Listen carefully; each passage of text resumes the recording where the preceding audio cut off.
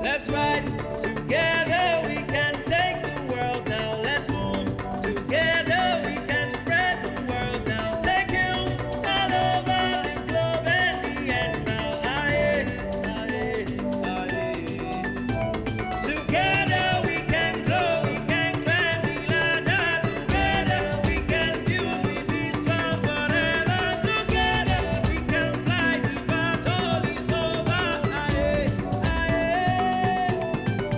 We just a Jabulani, Hakuna Matata, we celebrating. No worries forever.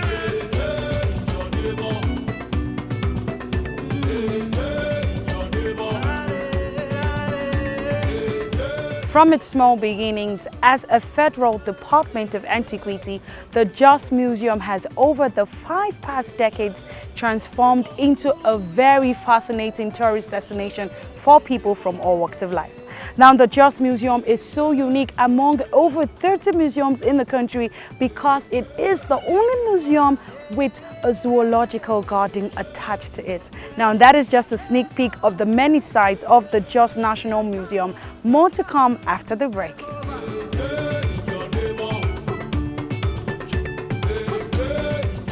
Our first point of call was a chat with the curator of the National Museum Jos and Deputy Director, International Commission of Museum and Monument, Mrs. Biyan Yashim Bichong, who gave us a brief history of the National Museum Jos. The National Museum is one of the earlier museums within the country. It was established in 1952, and since then the museum has expanded in scope. What I mean is the museum started as an archaeological museum, but over time it has expanded its catchment to include a zoological garden, an outdoor transport exhibition, tin mining exhibition. We have the Museum of Traditional Nigerian Architecture, where our traditional cultural masterpieces are exhibited for posterity. So we also have the Bite of Benin that caters to traditional foods it's run as a restaurant. So we also have a pottery exhibition. We have a pottery collection. So the museum has expanded in scope. We also have our artifacts, our antiquities, which is the main catchment. We collect these antiquities from across Nigeria. We put them in our storage. We have a storage collection where in this museum we house over 20,000 objects. And so just like human beings, they get sick from time to time due to environmental factors and other human factors that bring about deterioration on our collection. So part of our responsibility, apart from documenting, exhibiting, and educating the public on our cultural heritage, we also have a huge responsibility to preserve them, because if the objects, our collections are not in good health, we can do little to showcase them. They will not be adequate to showcase, or they will not be adequate to properly educate the populace as we want. You talked about preservation. Yes. Now, are there some challenges that you face in keeping or preserving, like you said, your topmost responsibility for the museum that you face here at the museum? We have a lot of challenges, and the challenges we have didn't just come about today.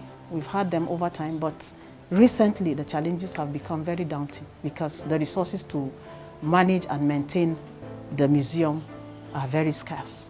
And so because of that, that is why we look out to well-meaning Nigerians who are proud of their culture and who really understand what it means to be a cultural people. We are a cultural people. We have a lot to showcase to the world about our culture. It is a well-known fact that some of the arguments that are being put forward by some of the Western museums that have trafficked or have somehow are in possession of our cultural antiques over time. Some are stolen, some are found their way illicitly into their hands. The argument they put forward in holding onto our valuable and priceless antiquities, instead of returning them to us, is that we don't have the capability to preserve them. That's the argument they've put forward. And so we call and we solicit for well-meaning Nigerians who are very proud of their culture to come out and see how they can partner with the museum and the National Commission for Museums and Monuments to ensure that these heritage materials are not left to waste or left to just be destroyed and deteriorate, so that we can have something to say to our generations upcoming, on and on like that. We want continuity. Why should someone visit the National Museum? What are the benefits?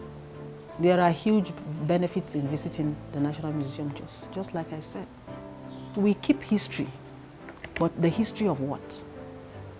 History of everything about the world. Technological breakthroughs, and on like that, wouldn't have been possible without historical records. Because we use the past, we study the past, we understand the past, and then we see how to build on that.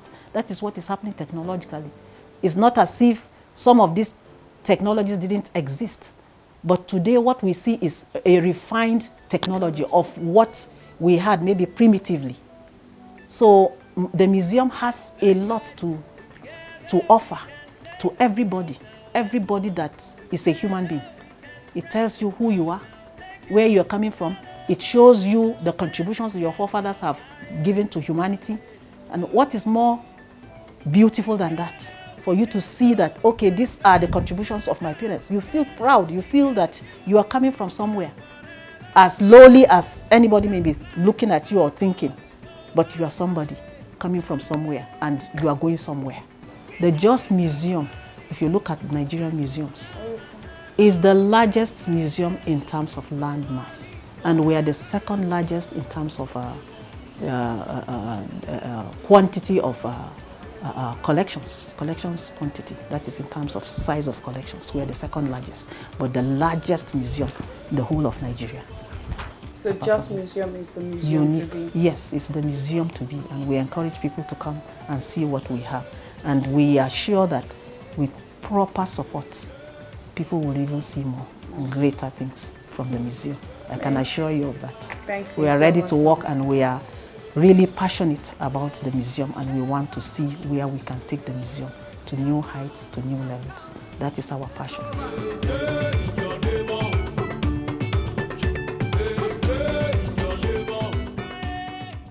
Welcome back. And to kickstart this journey of the great, amazing National Museum of Jos is Mr. Jude. Mr. Jude is here with me to take me around the museum. Mr. Jude, nice to meet you, sir. You are most welcome. Thank you very much. Yeah, you are most welcome. This is the main gallery of the National Museum Jos. Okay. The main gallery has three major exhibitions: the Millennium Exhibition, the Pottery Exhibition, and then the Hidden Treasures of Jos Museum. Okay. So you're most welcome as I take you around. Thank you so much.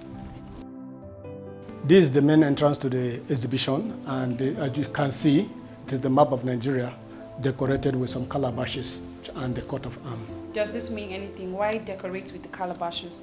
The calabashes, as we have known, were major tools of utensils, household utensils. And as you can see today, despite the fact that we have turned them more to decorative purposes, but they were the major household utensils used for drinking water, for serving food and other things, especially in the Middle Belt and the Far North. So that is why they played major role. And you see the cowrie there were at the time major currency of the country.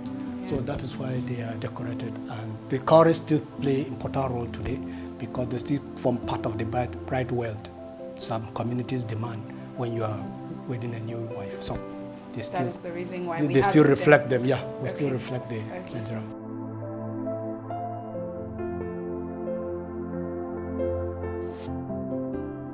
This is tagged the Millennium Exhibition. This exhibition was executed to mark the transformation from the change from the 1900 to the 200s. So this exhibition was commissioned in 2000, the year 2000. And the history of museums in Nigeria is never complete without the history of tin mining. And that's why we allocated an exhibition for tin mining in Jos Museum. It was through the activities of tin mining that museums came to be established in Nigeria. And this place you see in orange in the map of Nigeria, though it has expanded, it's the Nok culture area. It has expanded to include even up to Niger Republic. Wow. Because as discoveries are made, the map is Expanding. expanded. Yes. So this was the traditional means of tin mining. They wait for rain to fall. They go in there, shift it through the sand, wash it with calabashes, and you can see the role calabashes still play. They wash it with calabashes, and then, but when the Europeans came, they introduced machinery. And with the introduction of machinery, they started digging deeper into the earth soil. And that was when they unearthed the first terracotta objects. So through the discovery of this, when they were accidentally discovered, the colonial government then set up the Benefak as the head of the archaeology department to investigate this wonderful work of art that was being unearthed through their tin mining activities. It was after these collections had reached a stage that the National Museum was established.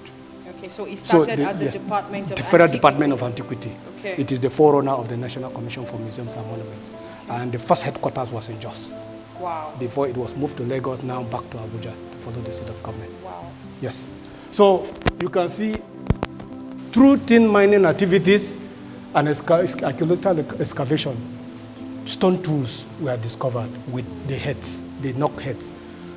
Now, from the history of the earliest man down to the Benin art, we'll go there. Along the line, the Dufuna canoe was discovered. Sorry, this canoe, it doesn't look like there is where to sit. Yes. To you, it doesn't look like there is a place, but remember this is a photograph of a canoe that was dug underneath the earth. Wow. And it is, for your information, this is the oldest boat in Africa, and it predates the Noah's Ark you read in the Bible. Wow. Yes, because this canoe is over 8,000 years old, carbon dated and proven. And so when it was accidentally discovered, it predates even the Nok culture that we are talking, because the Nok culture is about 6,000 years back. Now, if you add the 2,000 years, that means this canoe predates the Nok culture. Yes. So what happens? This tells you that, and this Dufuna is a name of a village in Yobe. Was that where the canoe was found? Yes. It was accidentally found by a Fulani man who was trying to dig a place to water his cattle. So when he stumbled on a piece of wood, he alerted the authorities, the traditional rulers, who alerted, because we have a working mechanism with them, who alerted the MCMM. And the MCMM, through its network, alerted ICROM, who sent some archaeologists from Germany, who came, and a proper archaeological excavation was done, and the canoe was flown to Germany, to Europe for studies. And after the studies, it was dated to about 8,000 years back. So that is to tell you that the man in Africa, in Nigeria in particular, has lived in this area for over 8,000 years. Wow. So that is why we put it here to punctuate the history of the early Stone Age up to the modern modern that we are talking about, right? You can Google it on your see. You see Dufuna Canoe. You see the history and the story, and it is the third oldest boat in the world now. It is only oldest boat in the world today. Yeah, wow. It's only the one in France and the one in Netherlands are the only two that predates it. So it's the third oldest boat in the world today. Amazing. And we have all of this in Jos?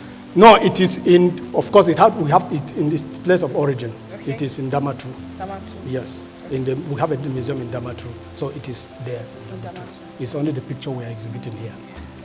So today, we have cameras, just like what you are doing today, to record events. Our early forebears didn't have that. So what do? They try to capture the memories of their loved ones and events through molding of the events in artwork. And when they molded them, in order to preserve them, they fired them with clay. They fired the clay to a certain level.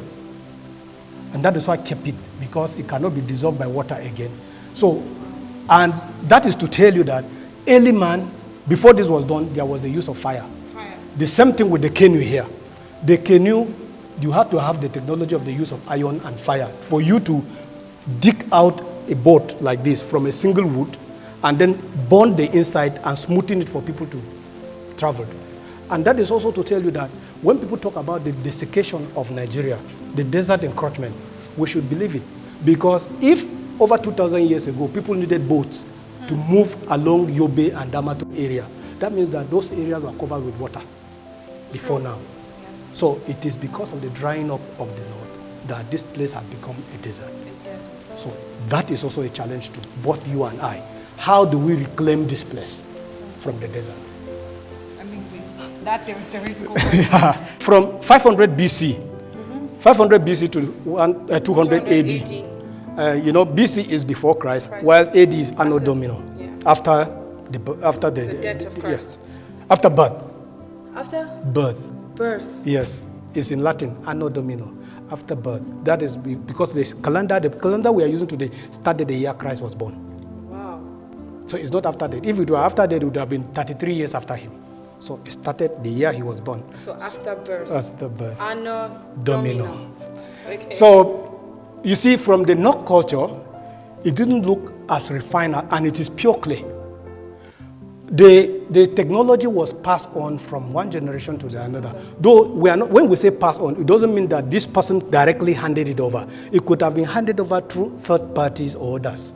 But you could see, from the years archaeology have dated it, you could see that this is the alias, the Nok culture, followed by the Iboku, followed by the Ife culture, and Owo culture, the Tada, and the Benin, which is the last, the youngest. So you can see the refinement as the advancement in technology and improvement in the art continues. You see it. So Benin became popular because at the time the Benin were into their art, the colonialists came in. And because of the conflict and the exportation of these things to Europe, that's why the Benin art became so popular. And the Benin art continues up to today. But here you had breakages. There was no continuity in the communities because the technology moved. Now, if you see, and that's why I'm coming to link it with this, by the time it reached Benin, it was no longer an issue of clay. It was now a royal art. And royal art, it was only the Oba that had the wealth and authority to ask his art guild to produce something for him in bronze and brass. Okay, so no any other person, and ivory. So ivory and bronze and brass metal were preserved for the Oba, the royalty. Okay. He could grant permission to other lords to have it, but you must obtain permission from him. And that's why all the Benin art was royal art. Okay, so we didn't have any commoner making any art. How could you afford it? You couldn't afford it because it was history. Any Oba that had reigned, a replica of his head was carved, molded and kept. And then, of course, you have the ivory head that was mounted on them, telling the history of that Oba up to the time he died. So each Oba had a head carved, molded on him, and then the history inserted. And that's why if you see, if you go to Benin, any Benin palace art, you see the head of the Oba with the elephant tusked, carved with motif, where writing is done in art form. And it tells the story. And people who know this art form will tell you the history of the Oba when you see the head. Wow. Yeah. Okay, so were these samples of royal art? Yeah, this is Ife. Okay. The brass art, this thing. So in Ife art and Benin art are closely related. And all of them were also royal art.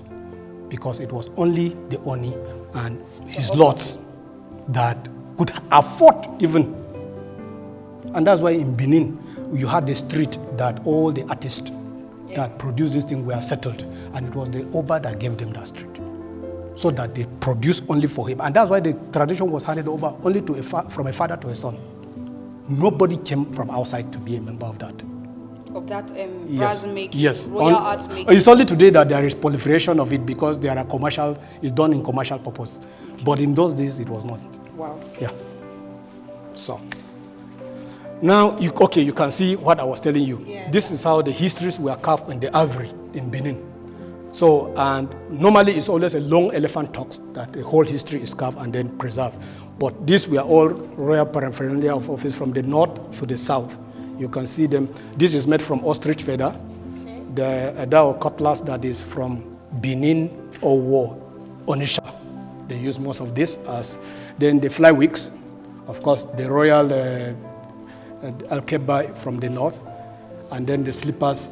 You see, there are most obas or traditional rulers or emirs were warlords.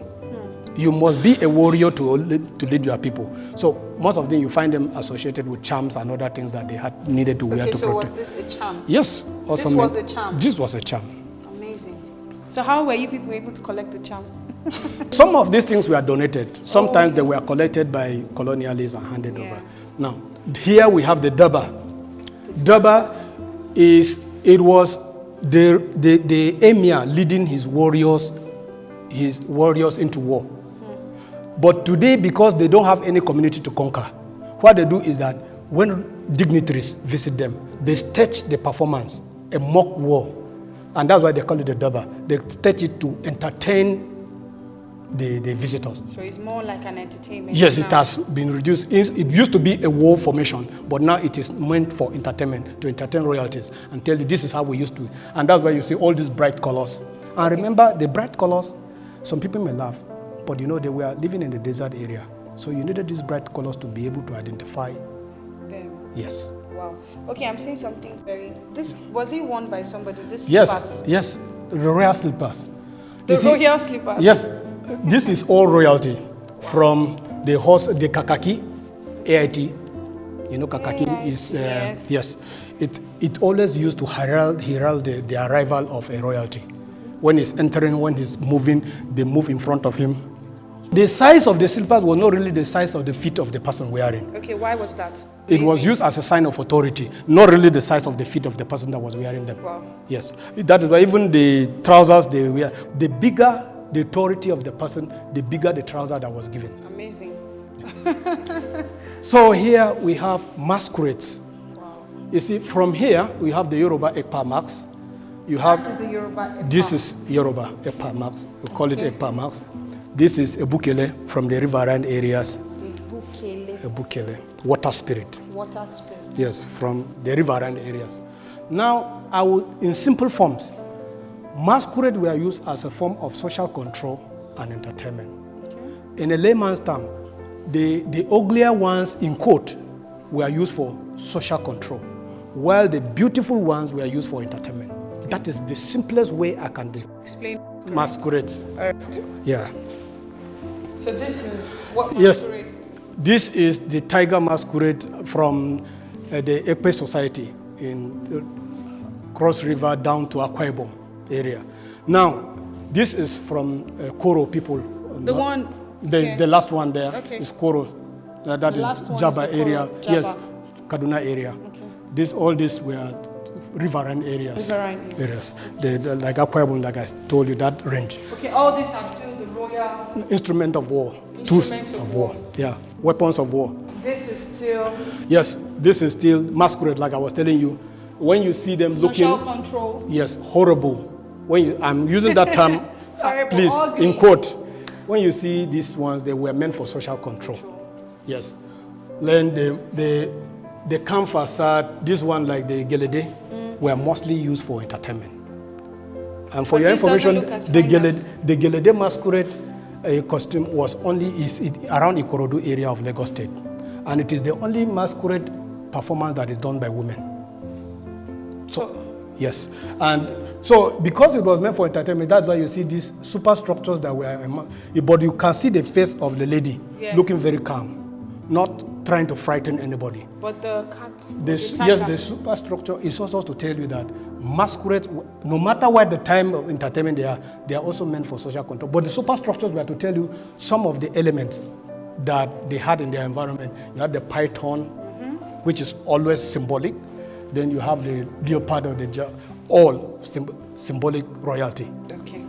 Yeah. Now you have this Ikenga. Of course, Ikenga is common. Ikenga, the Igbo call it Ikenga, the Benin call it Ikegobo, and then the Igala call it Okega. So it all means the same thing, honoring the valor of the right hand. A man that could not feed his family, that could not protect his family was no man. So that's why in all these communities, any man that could use his hand to produce and defend his community, was specially honored with the Ikenga title. Okay. Yes. Now, these are musical instruments. You know that from here to that, this chef and the other chef are all musical instruments. And you know that music is dynamic in Africa. Why? During childbirth, there's music. During death, there is music, burial, music, harvesting, music, war times, music. You know, so music was in every aspect of our life. So that is why you find musical instruments, they are all similar, but you may find one drum here, but it is the way it is played, the tune it is given by the player that symbolizes whether it is for mourning or it's for celebration or it is for message. This is the flute. It's commonly used by the Igbo. This is the cow horn or antelope horn. Mostly this music, I think, is mostly in the Middle Belt area, where they call it busankaho. You find it, but most of the music for busankaho was meant for royalty. Then you have the drum, the kalangu, of course, and the stick they use in beating it. Then here we have the zither, we have the gong. Of course, this is different types of gongs, and the slit drum. And then, of course, that one, more like a harp. Yes, the harp. So mostly used in the Middle Belt area and other areas too. A blacksmith chef. In those days, the blacksmith was the closest person to the king. Wow. And that is why the king controlled all the blacksmiths in his community. Because during peacetime, the blacksmith produced agricultural implements, household utensils. During wartime, he produced weapons. So if you allow the blacksmith to fall into the hands of your enemy, of course you are done for. So, and that's why the emir, the chief, the oba, or whoever you call them, always give them quarters very close to him, so that they will be closely guarded. And so back in the days, the blacksmiths were very rich people. Yes, they were, because of their affiliation with the king. Yes. And you know, the local telephone we had, I don't know whether you had an opportunity to play with them. I was born in the late 80s. So, yeah, you see, right? here, this is the receiver. The person put this in his ear, and the other person used that to talk. And amazingly, it worked because you could, as long as the string was connected, you could talk, and the other person. Are you seeing my face right now? How could this have worked? This is just it looks like goat cable. So you know this it's made with jute, yes. If you go home, just try it to be convinced. I don't even have it at home. Just get this, even pick milk tin, okay. Perforate them, use a long string to connect them. Let the person stand on the other side and whisper you hear. Amazing. These are the tools he made, the blacksmith made from his shop and other things. Okay, so I know this is the scissors.